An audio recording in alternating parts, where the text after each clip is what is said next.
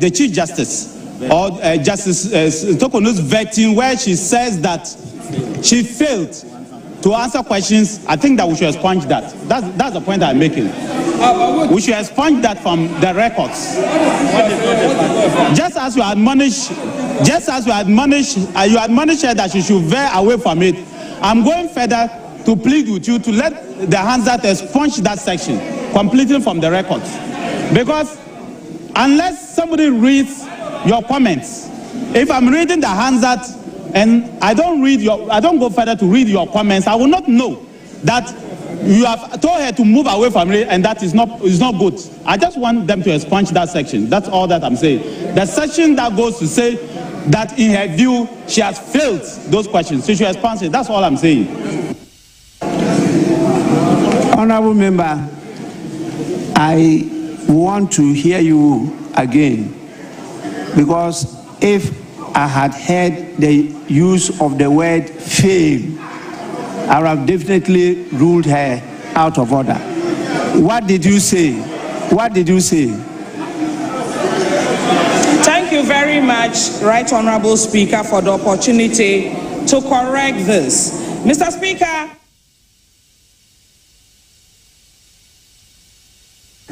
I asked a question to the then nominee, asking her to give 5 attributes of a good Chief Justice, and she mentioned 1.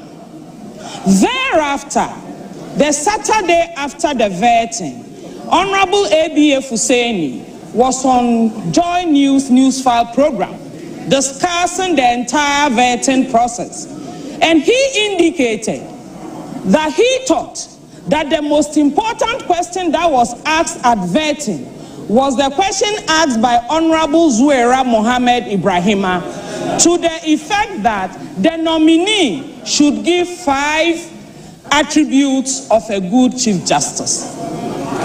That is what I said. I never used the word fail.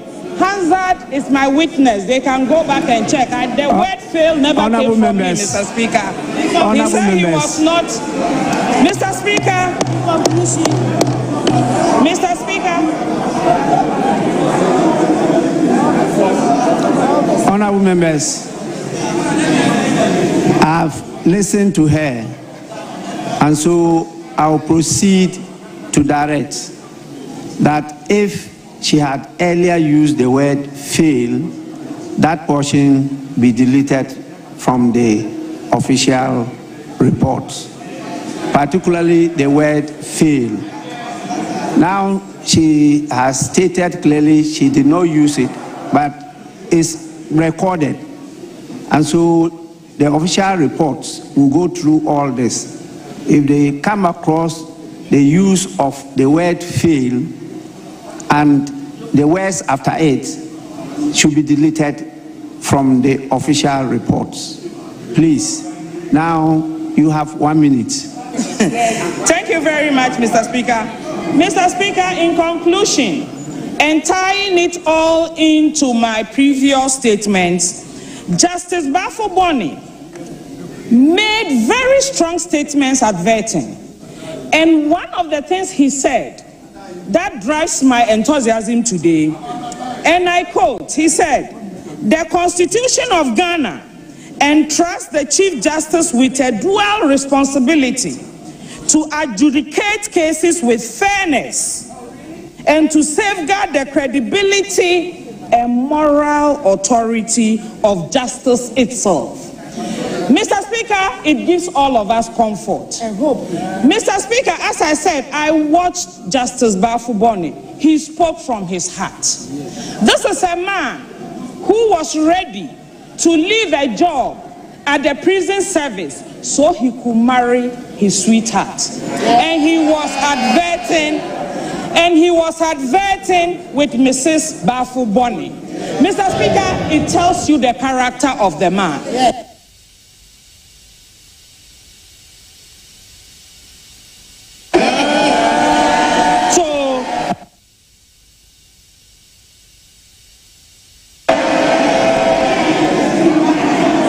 Honorable members, may we now listen to Honorable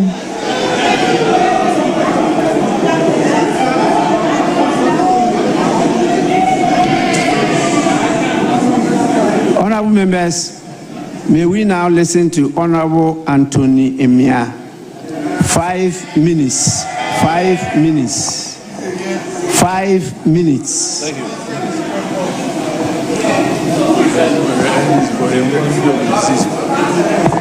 Thank you, Mr. Speaker.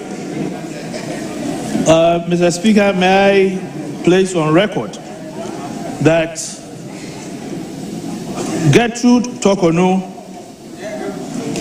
throughout her distinguished service as a judge and Chief Justice, had an impeccable record. Sure. Not just impeccable, my Lord. Mr. Speaker, sorry. It was also spotless. Unfortunately, we did not give her the chance to exhaust her full term as Chief Justice of the Republic of Ghana. Mr. Speaker, the executive summary before me this afternoon makes capital out of Article 144 of the 1992 Constitution, which has given birth to this exercise and the said report. But in the view of the minority,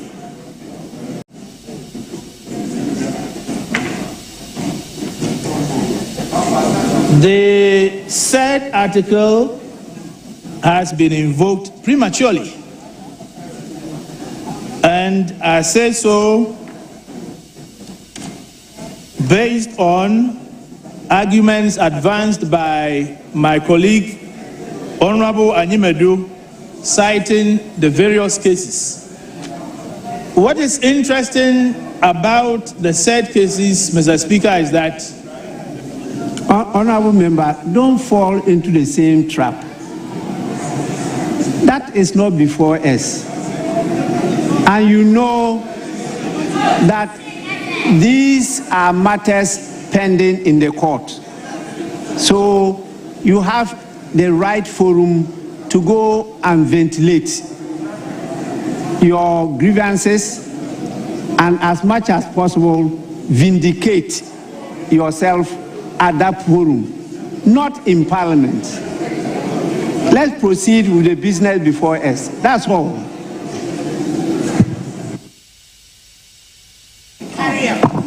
I am very grateful, Mr. Speaker.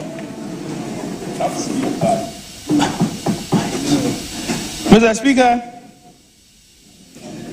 I will dwell on our own rules from our standing orders, particularly Orders 103F, 1231, 217 Rule 2, as well as 216 Rule 4, in further proceeding with my comment on the report. And with your kind permission, I would want to read the various orders. Mr. Speaker, Order 103F says, a motion shall not relate to a definite issue, and a motion shall relate to a definite issue and not F, be the subject matter of an action on which a judicial decision is pending in such a way as may, in the opinion of the Speaker, prejudice the interest of the parties to the action. When you move on to 1231,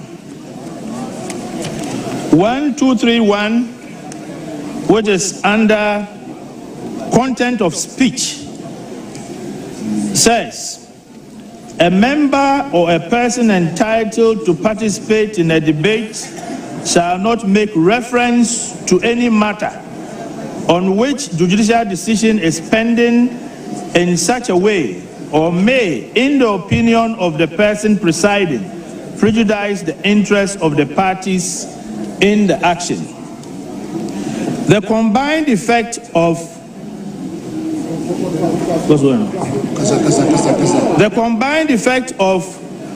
Order 103F and 1231 with a greater of respect is to prohibit reference to parliamentary proceedings that could prejudice cases before the court.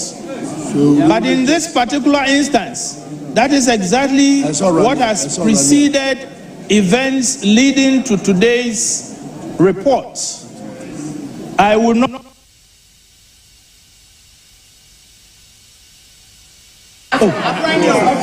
dwell from what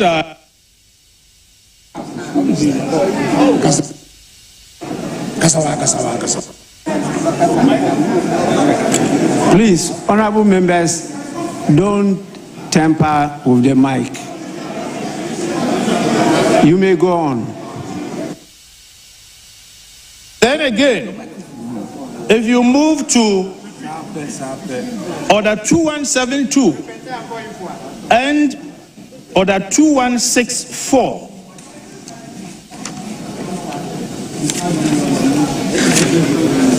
part of our own rules. And Mr. Speaker, again, I seek your permission to read Order 2172, which says the chairperson and ranking member and two other members of relevant subject matter standing or select committee shall join the members of the appointment committee to consider persons nominated by the President for appointment as Chief Justice and Justice of the Superior Courts, Ministers of State, Deputy Ministers, Administrator of the District Assembly's Common Fund, the Special Prosecutor and other persons specified under the Constitution or any other enactment.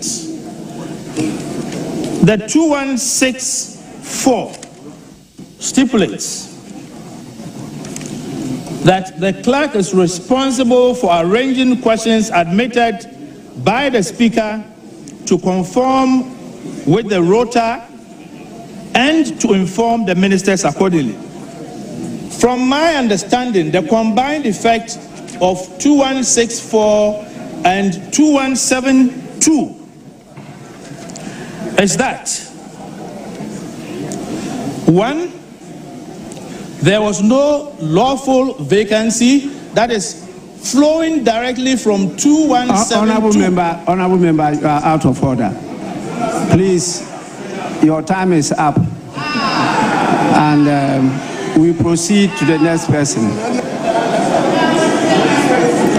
Honorable members, we will now listen to Honorable Muntaka Mohammed. 5 minutes. 5 minutes. Honorable members, the timing has been captured by the recordings. The instruments will give 5 minutes exactly. So when it gets to the 5 minutes, it will cut off automatically. That is what happened to the honorable member. And so I had to give him extra minutes. So please, Honorable Muntaka Mohammed, Minister for Interior, take note. Thank you, Mr. Speaker. Mr. Speaker, I want to thank you for the opportunity, but to remind the House that, Mr. Speaker, I'm not a backbencher, because I heard earlier Honorable Ayimbadu was given 10 minutes, and I thought, Mr. Speaker, I don't know how the leadership agreed, but the most important thing is that ministers are equated to rankings and chairs. So I don't know if that timing could be relooked at, but other than that, Honorable member, you are actually not a backbencher, but you have been favored to speak instead of a backbencher. that should have been given to a backbencher. So I thought that you should have shown some gratitude to your leaders. If you think that you are oversized, then we'll get proper size for you next time. Well, Mr. Speaker, I'll thank you and the leadership for the opportunity to speak in place of a backbencher. But Mr. Speaker, my worry is about the conclusion of the report of the committee. Mr. Speaker, as you may know, the House is guided by rules. And all our rules, Mr. Speaker, because of timing, I want to state that if you take Order 217, it says that the committee's report will either be by consensus or by voting. Mr. Speaker, so far as all of us were concerned, there was no voting at the Appointments Committee. Because, Mr. Speaker, as you know, votings are done at the tail end of the matter, whether it's a motion, whether it's a question, whether it's whatever decision is taken at the tail end. And Mr. Speaker, as we all also know, because of the timing, the rules of the House says that whatever rules that play to the chamber equally plays at the committee level.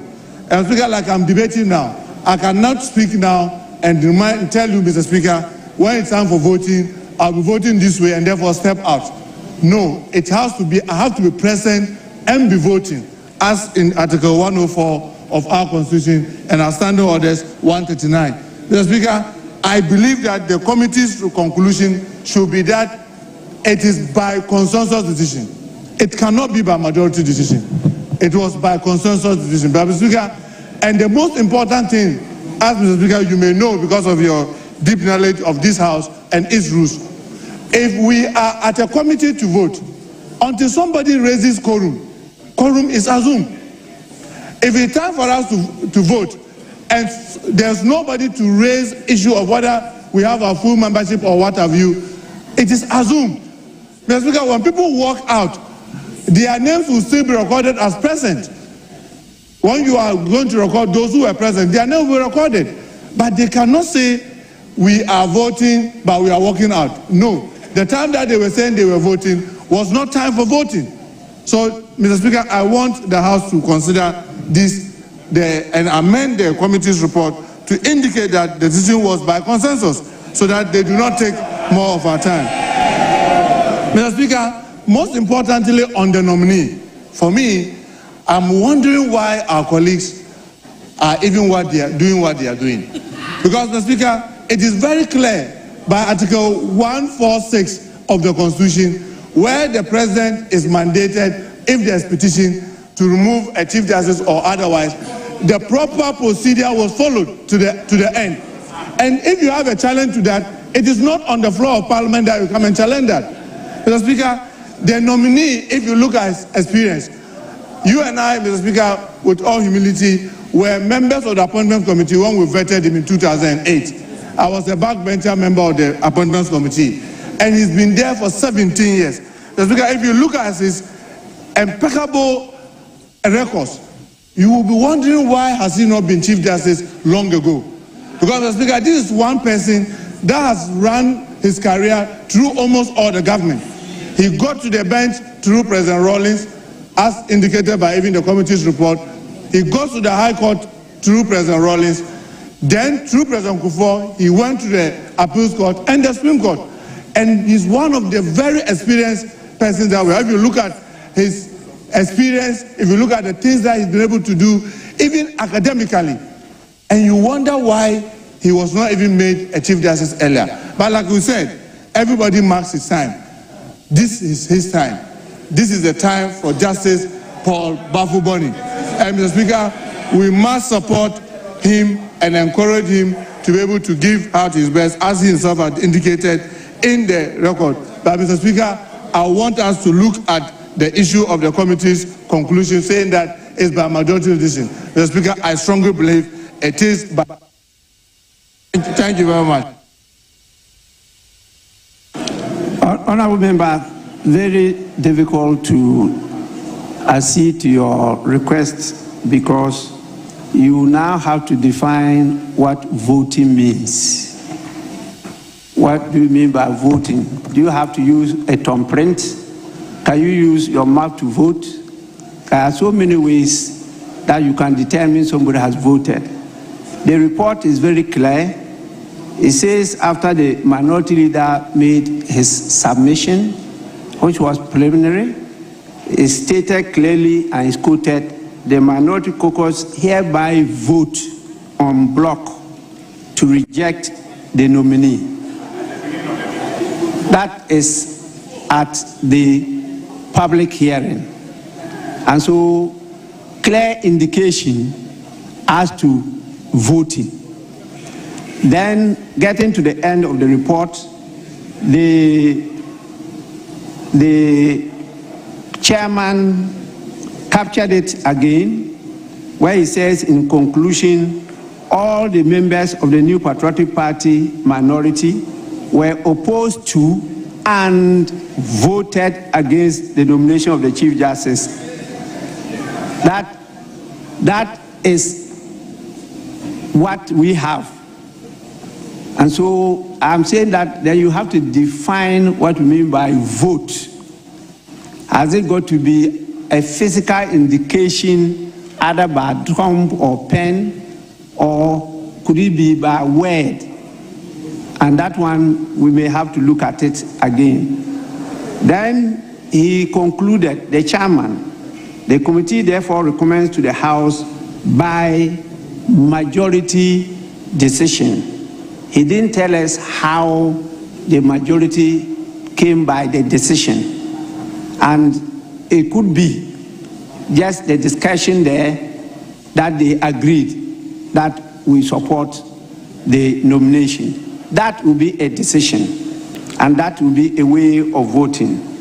And so once they took that decision and adopted the report, we cannot question that they haven't been voting at the committee level. That is the challenge I have. And so I'll have difficulty in directing that the report of the committee be amended to capture the views that you've expressed. May we now go on to the next person, and that is the Honorable Member for Tampuli Alasan. Tampuli Hassan. Your constituency is Gushegu. Gushegu. That is his name here. Yes, Speaker, please. I'm sorry, but Speaker, with respect, I submitted the names from the minority, and as far as I can recollect, the next to speak is the Honorable Samuel Oku. Speaker, if you may indulge me. That is the least. No, that's the least. Well, that is what I have here, but when your leader was speaking, he mentioned Tampuli before. But what you actually submitted to me, the third name is Sami Awuku, which is 5 minutes. But in his submission, he mentioned Tampuli first. I would respect, not to challenge the leader, but we will respectfully require of you that we go by the list. So we will. So Honorable Sami Awuku, Yes. 5 minutes. Thank you, Speaker. Right Honorable Speaker, let me thank you for the opportunity to comment on the Appointment Committee's report on the President's nominee for the office of Chief Justice. Are you contributing to it or you are commenting? I'm contributing to it, Right Honorable Speaker. Because the two are different. The two are different. If you are going to comment, I will take note of that. If you say you are going to contribute, then I take note. Right Honorable Speaker, I'm contributing. You may go on. Mr. Speaker, I listened to the First Deputy Speaker as he eloquently also touted the achievement of the President's nominee, including his diligence and competence. Mr. Speaker, this is a sharp departure from a previous position when Justice Bafo Boni was nominated for the office of Supreme Court judge under President Kufuor. The NDC vehemently opposed it anyway. Mr. Speaker, our position and that of the minority is not premised on personal grounds, but clearly on a matter of principle. Mr. Speaker, pursuant to Article 1446 of the Constitution, it is clear that the judiciary currently is not leaderless. The acting Chief Justice enjoys the powers of exercising his discretion and also the administration of justice. Mr. Speaker, what may likely create some genuine crisis in the minds of people will be the invitation of Parliament in helping install a new Chief Justice and the court subsequently, if matters before it are resolved and goes the other way. So, Speaker, for the avoidance of doubt, Article 144 mandates the President, and the President's power to also nominate a Chief Justice is not impaired at all, and it's not challenged. The President has exercised that power by nominating Justice Bafo-Boni. Parliament's approval function, like all other constitutional powers, must also be exercised consistently with other constitutional provisions, Right Honorable Speaker, including the separation of powers, judicial independence, the sub judice rule, and also respect for pending processes. Right Honorable Speaker, Justice Paul Bafo-Boni has less than 2 years to retire. And we respectfully hold the view that this process must also not be rushed. And with all the benefits available to him and the powers available to him as acting Chief Justice, we believe the balance of convenience arguments really can hold sway here. And what is this balance of convenient argument here? If Justice Paul Bafo-Boni is approved by Parliament today, Right Honorable Speaker, and the ECOWAS Court or Supreme Court decides otherwise, Mr. Speaker, the Constitution does not give direction on how to deal